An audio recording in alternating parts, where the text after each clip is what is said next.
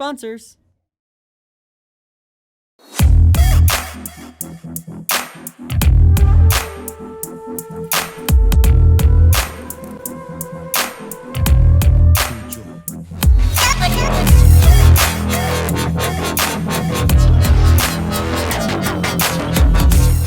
The Sarawak Silat Championship.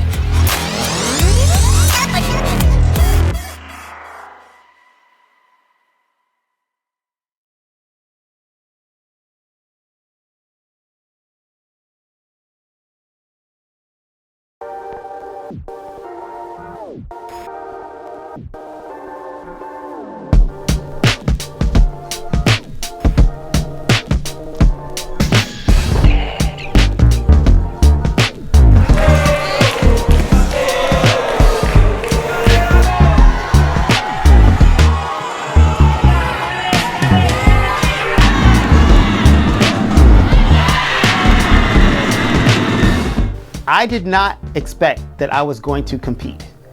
Initially, I was not sure how many competitors I could bring because, as I said before, some of our top competitors were not able to make it. And for a while, I wasn't even sure if Omar and Amar could actually make it to the tournament. So I said, okay, well, if I can't bring anybody, at least I will compete. So you'll have some representative from USA, from the Western Hemisphere. You know, you'd have some representative from, from America, from the Americas. So then Amar and Omar were able to compete. They bought their tickets and then they were able to come. So I was like, okay, I'm not going to compete. But then when I got there, they're like, okay, so you're good to compete. I'm like, I'm competing? I haven't been training. They've been training. I haven't been training. They're like, no, yeah, you can compete. You know, we'll make an exception for you because of my age. I'm 47. I was a little bit above the cutoff age, which is 45. But they said, we'll make an exception for you. And so I was thinking, I was like, yes, I'm going to compete. Why? Because I wanted to show that particularly for my students, that there should never be a time where we stop learning. There's never be a time where we stop pushing ourselves, stop competing, stop getting better at Silat. We can do Silat till we're old. And, that's the beauty of Silat. It doesn't stop just when you're finished competing. And even if you want to compete, and if there's avenues and ways that you can compete, you should try. You should push yourself. So anyway, I was, I had to kind of get back into the mindset of competition, get into my form, get into one of the things about Tunggal is that the cardio. You have to have good cardio for Tunggal because it's 3 minutes. 3 minute. You have to do it in exactly 3 minutes.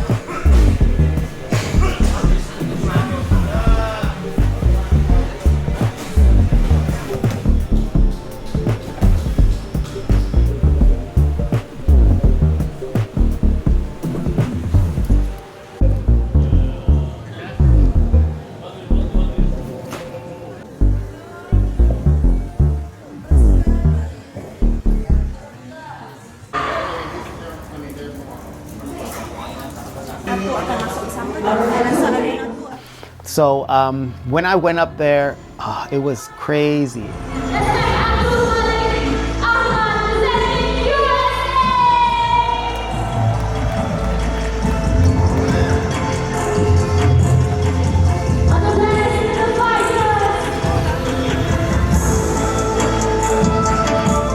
Yeah, I was nervous.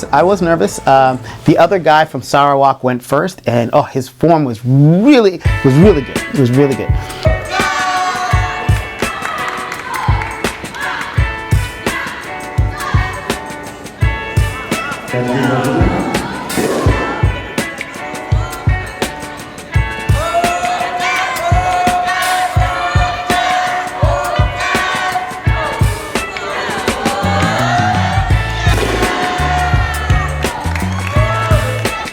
So then I went up, did my thing.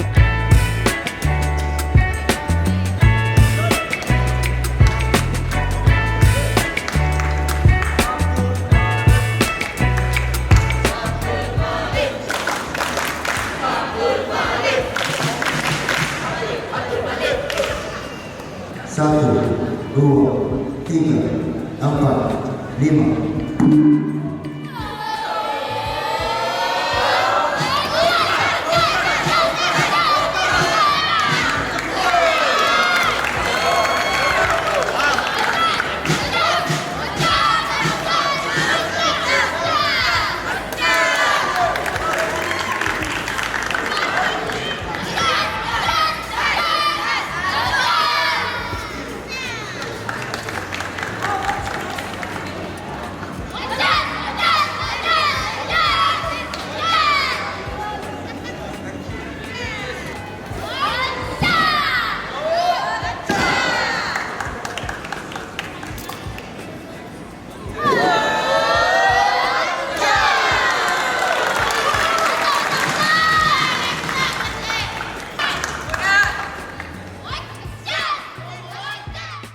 I could feel midway, I was getting gassed, a little winded. So my form got a little sloppy towards the middle.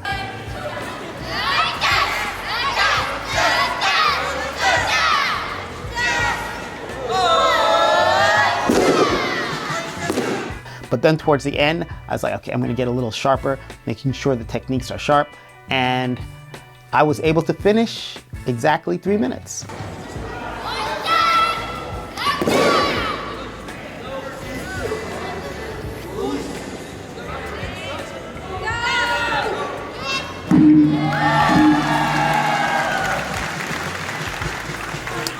And that was good. That's something that I really wanted to be able to do, finish exactly on time.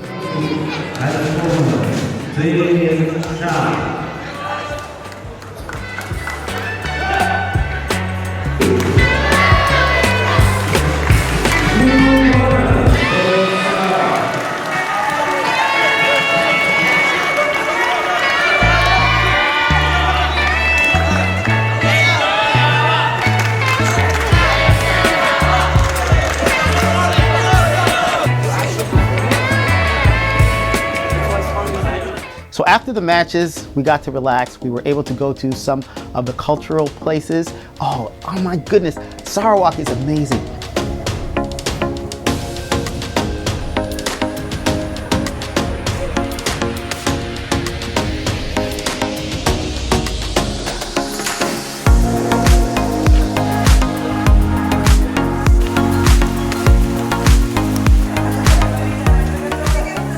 Alhamdulillah, the whole trip was absolutely amazing. You know, seeing the different parts of Sarawak, the different aspects of its culture. It was beautiful. I think on Friday, right, the day before we left, we went to. It was like a free day for the tournament, so we went to a cultural village, right, and it was basically all of the ancient tribes of Malaysia kind of in one area, right? So they would show you the houses of the ancient tribes, right? And they had like a pepper mill. They would show you like how to make pepper, how they made their own pepper and their own sweets, right? Like you would go into a house, you'd find some people like literally making dough, putting it on like the coal, hot burning coal, and they would make it into sweets.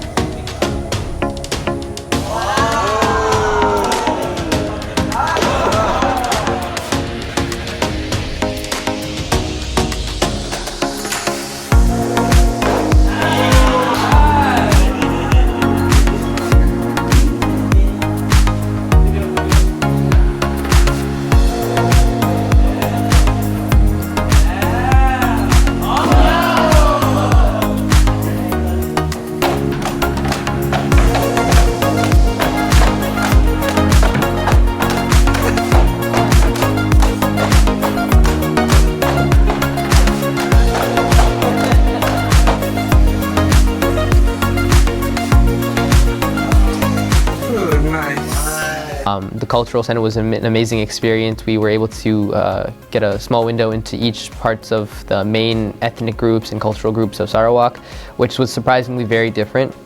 I expected it all to be pretty similar, but there were some very big differences. There were the Malay people, there were the Chinese, and there were other different tribes inside of Sarawak that had quite a few differences, and you know, there were a lot of fun experiences. We got to use a blow dart gun at one point.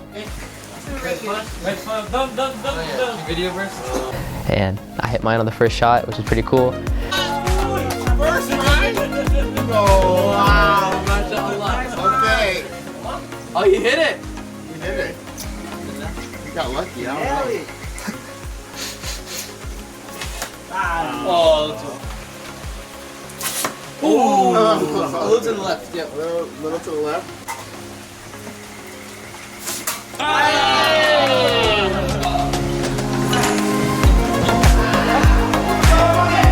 Sarawak was a beautiful place, alhamdulillah. I enjoyed it.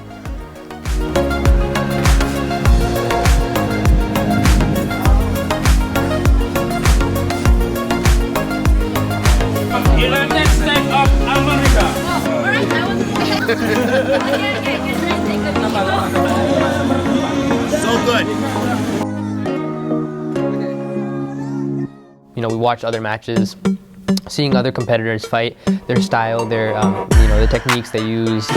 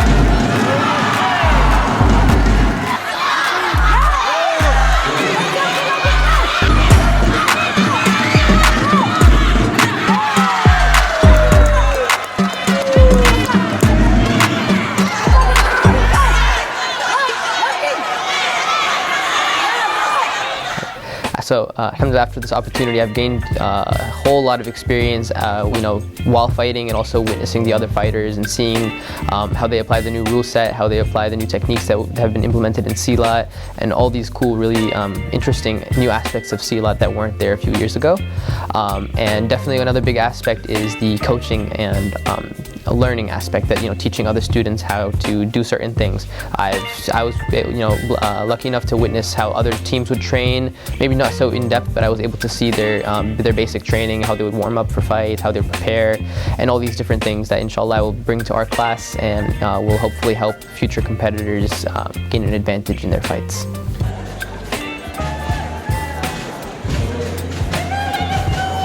So I think that the biggest factor in the difference in performance and ability between me and my fighter, or for example anyone in my weight class, would 100% be the difference in experience.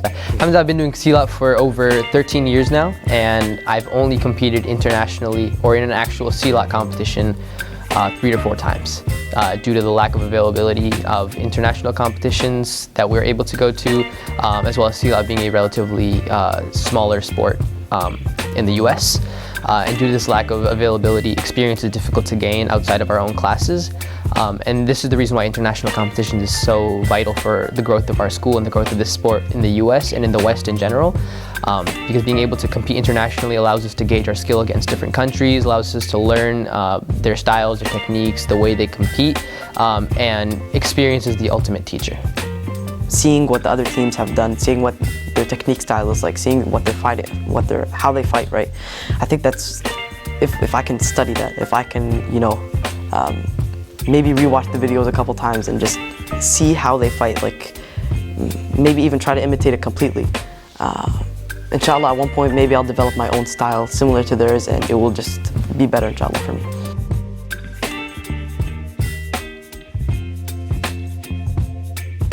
This DeenTV video was made possible in part by Islamic Relief USA, working together for a better world, by Guidance Residential, the #1 Islamic home financer in the US, and by Recycle Processes Incorporated.